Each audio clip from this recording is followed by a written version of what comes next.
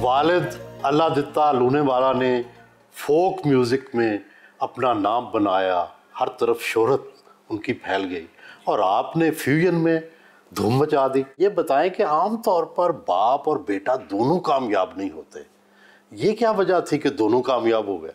सबसे ख़ास वजह जो मैं समझता हूँ वो उन्हीं की दुआ थी और उस दुआ के साथ मैं कुछ भी कर सकता था। वालिद साहब से आप में क्या आया और आपने उसमें और क्या इजाफा किया फ्यूजन के ज़रिए? कल्चरल जो हमारा म्यूज़िक है ये एक मजबूत क्लासिक पे बेस्ड करता है, जो उनका अंग था, और उसका ट्रीटमेंट जब चेंज हो गया नई नस्ल के लिए, जब उसका म्यूज़िक हमने बनाया तो अंग वही रहा, रेसिपी वही रही जो उनकी थी, लेकिन उसका म्यूज़िक ट्रीटमेंट चेंज होने से नई नस्ल ने भी उसको पसंद किया। आप आम तौर पर आपकी जो धुनें मशहूर हुई हैं वो एक ही धुन है, जैसे बिस्मिल्लाह करा, गड्डी तू मंगा दे, तो क्या ये ख़ास तौर पर आपको पसंद है या मकबूलियत की वजह से इसको गाते हैं? ये हमारी विरासत है, हमारे इलाके की, हमारे मट्टी की सुर है। और आपके वालिद ने भी इसमें गाया? जी, ये जो गड्डी तू मंगा दे तेल मैं पवांदियाँ, ये पुरानी एक बोली होती थी, आजा झंग चलिए मिन्नतां करेनियाँ जे मैं तेरे कोल रवां ते मैं राजी रहनी है। ये अब्बू ने गाया और हमारे इलाकाई सतह पे ये बहुत सारे लोगों ने गाया, मैंने अपने वालिद से सुना था। तो ये अंग और ये जो फोक का ये रंग है, ये जो इसकी कंपोजिशन है, उसमें एक ख़ास किस्म की तासीर और मिठास होती है। आपने क्या इजाफा किया उसमें? मैंने उसको एक इंस्ट्रूमेंट चेंज किए और उसका अंतरा बनाया, क्योंकि वो अस्थाई थी, वो सिर्फ बोलियां थी, और जब उसका अंतरा बना वो गीत की शक्ल इख्तियार की उसने, और फिर उसका म्यूज़िक ट्रीटमेंट बदला तो पूरी दुनिया में सराहा गया। तो आपके वालिद साहब का क्या विजन था? सारे बच्चे गुलकार बने, सबको क्या मौसीकी सिखाई या आपको कोई स्पेशल अलग से ट्रीटमेंट दी? हम जब स्कूल टाइम में थे तो हम 3 भाई हैं, तो तीनों इकट्ठे गाते थे। हमारी म्यूज़िक की तालीम भी जो है वो तीनों की शुरू हुई थी।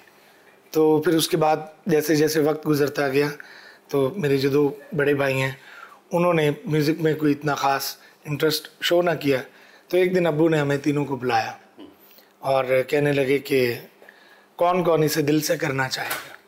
मेरी इतने सालों की मेहनत है, मैंने अपनी ज़िंदगी का एक हिस्सा दिया है। तो पहले बड़े भाई ज़हीर अब्बास, उन्होंने कहा कि जी यानी मैं इसमें इतना इंटरेस्टेड नहीं हूँ। उन्होंने वसीम अब्बास से पूछा, उन्होंने कहा जी आप भी अभी बता दें। तो उन्होंने कहा जी मुझे भी कोई इस हद का इसे प्रोफेशन बनाने का शौक़ नहीं है।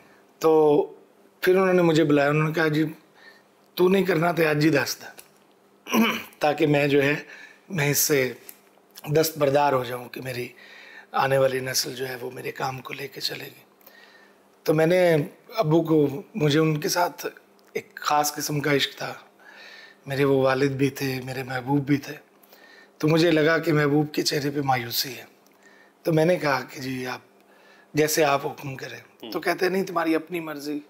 मैंने कहा जी मुझे भी जिस तरह लोग आपसे प्यार करते हैं, आपकी इज़्ज़त करते हैं, तो मेरे दिल में ये ख्वाहिश है कि आप मेरे रोल मॉडल हैं, मैं आप जैसा बन जाऊँ। तो फिर उन्होंने मुझे बाकायदा जिसे कह लें कि फिर हम लोग साथ रहे स्कूल टाइम में। हमने बहुत गांव शहर जहाँ वो जाते थे, मेलों में बहुत बड़े बड़े क्राउड्स होते थे, तो वहाँ पे मैंने उनके साथ परफॉर्म करना। तो ये मेरी चॉइस भी थी, उनकी ख्वाहिश भी थी। आम तौर पर जो फोक गुलकार हैं वो पीछे रह जाते हैं, छोटे शहरों में रहते हैं, उनकी ऑडियंस, उनके शायकीन भी छोटे शहरों में रहते हैं। आपके वालिद ने किस तरह से ये मैनेज कर लिया कि आप लोग पढ़े भी, आप लोग फिर शहरों में भी चले गए?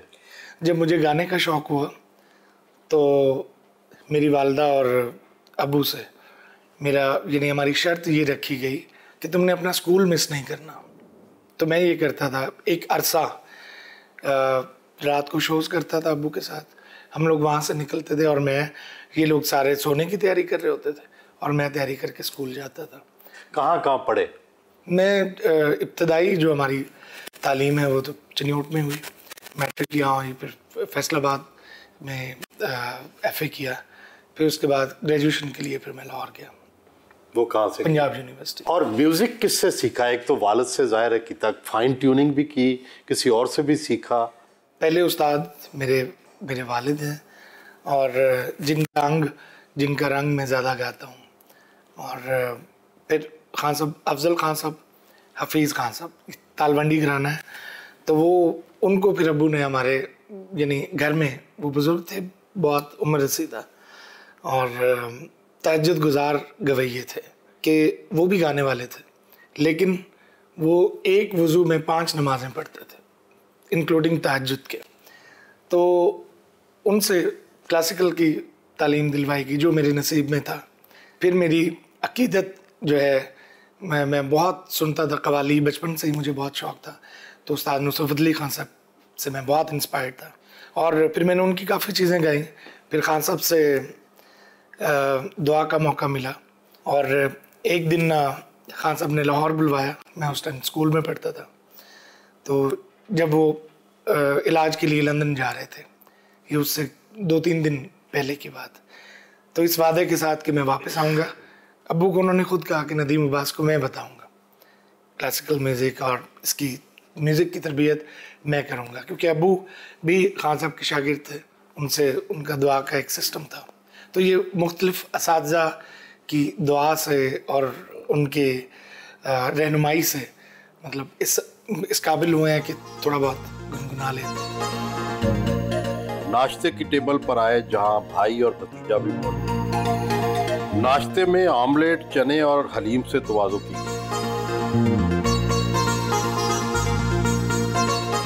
ये फरमाएं कि नदीम अब्बास बचपन में कैसा था? बहुत प्यारा, जैसे अब। अच्छा, ये क्या खास बात याद है? हम सब बहन भाइयों का और माँ बाप का ये समझ लीजिए लाडला था। अच्छा। मैंने बड़ी मार खाई है अपने वालिदैन से, वसीम अब्बास ने बड़ी मार खाई है, लेकिन नदीम अब्बास ने एक थप्पड़ नहीं खाई। इसे आप मेरी काबिलियत समझिए। और फिर भी कोई खामी क्या है, खूबी क्या है इसकी? माँ बाप का बहुत फर्मा बरदार, और बहन भाइयों के साथ इसने बहुत मोहब्बत की। आपने देखा होगा कि जब माँ बाप गुजर जाते हैं तो बच्चे पीछे क्या कुछ करते हैं, लेकिन अल्हम्दुलिल्लाह इसने सब कुछ जोड़ के रखा। हालांकि मैं बड़ा हूँ, लेकिन मुझे कहने में यार नहीं होगा कि इसने अपने वालिद की सीट संभाली हुई है, हर चीज़ इसने संभाली है। आजकल मेरे चाचू ने इतने ज़्यादा गाना गाए हैं कि मुझे भी दिल कर रहा है कि मैं भी उनके जैसा बनूं। तो गाने पसंद है? उनमें से सबसे अच्छा गाना तो वो ही गया, गड्डी तो मंगा दे।